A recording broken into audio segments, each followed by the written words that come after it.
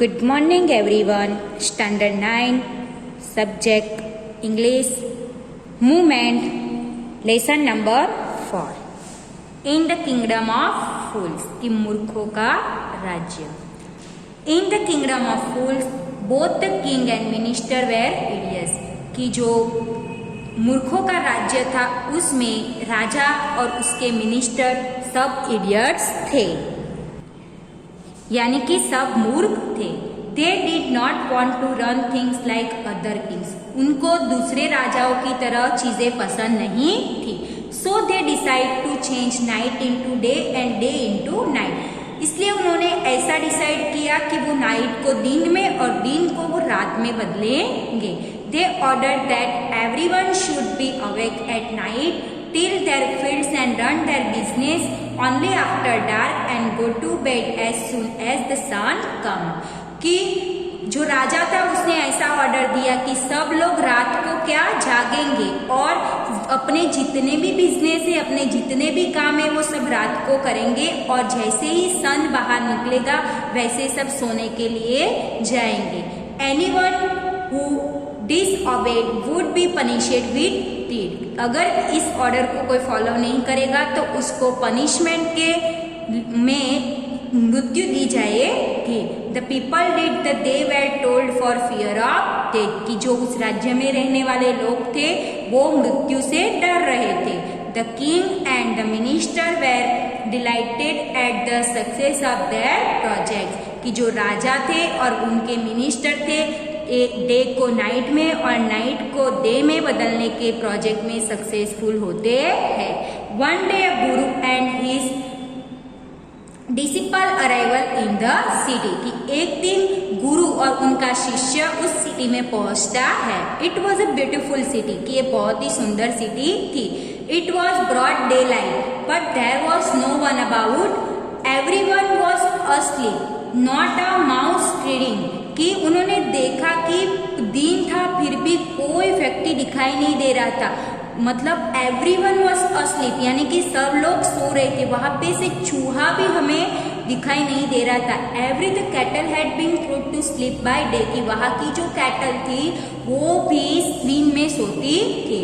The two stranger were amazed by what they saw around them. The wandered around town till evening when suddenly the whole town woke up and went about the nightly business की जो बाहर से तो अनजान लोग आए थे ये सब देखकर बहुत ही अमेज़ड यानी कि सरप्राइज हो जाते हैं कि ये इवनिंग के टाइम में हो क्या रहा है कि दिन में सब सो रहे हैं, जैसे ही रात होती है तो सब लोग अपने अपने बिजनेस में लग जाते हैं.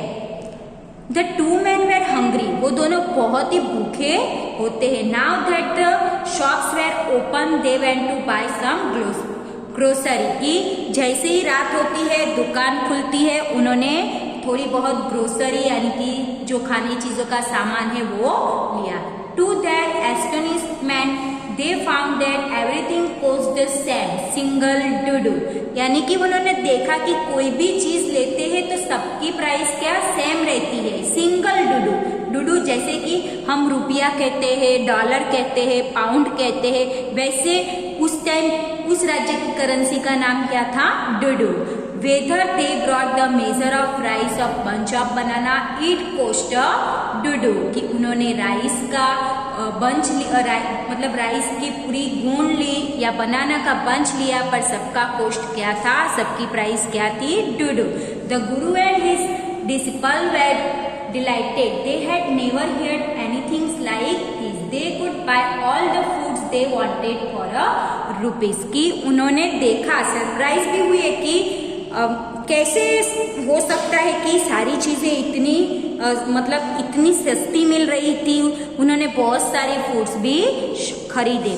When they had cooked and eaten, the Guru realized that this was kingdom of fools कि उन्होंने खाना पकाया, खाना पकाने के बाद खाना खाया. इसके बाद वो जो गुरु थे उनको रियलाइज हुआ कि जो इस राज्य के लोग हैं वो मूर्ख है.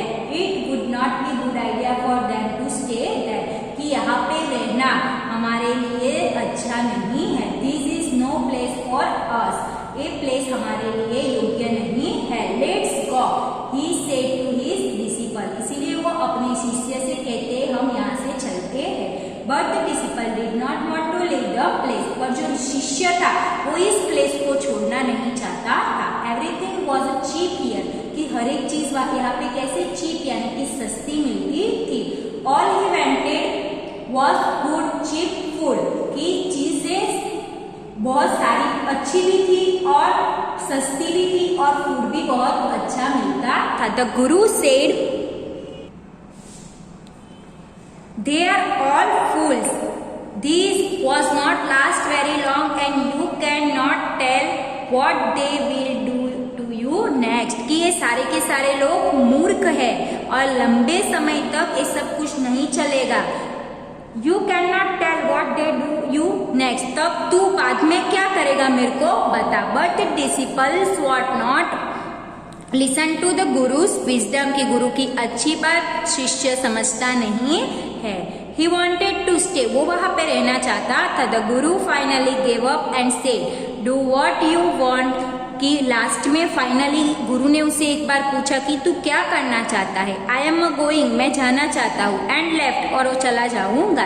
द डिसिपल स्टे, और वो चले गए। The disciple stay on at his field every day banana and ghee, rice and wheat and grew fat like a street side scared bull, कि डिसिपल तो वहां पे रुक गया और हर रोज वो तो बनाना, घी, राइस, व्हीट ऐसी चीजें खाता था। खाते खाते बहुत ही मोटा मोटा होने लगा।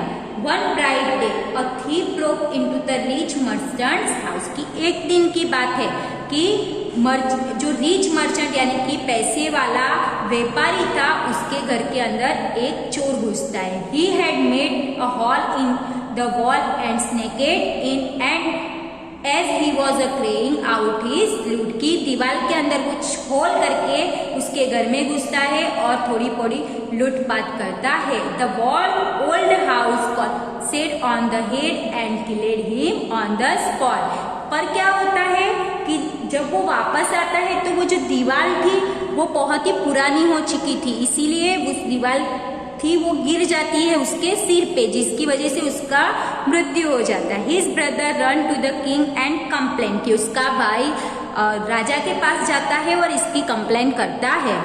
Your highness, when my brother was pursuing his ancient trade, a wall fell on him, killed him, कि मेरे भाई जो पुराना व्यापारी था वो काम करने के लिए गया था और उसको वो दीवार गिरने की वजह से वो मर गया। The merchant is to blame, इसका सारा ब्लेम किस पे यानी कि सारा दोष किस पे आ जाता है, मर्चेंट पे।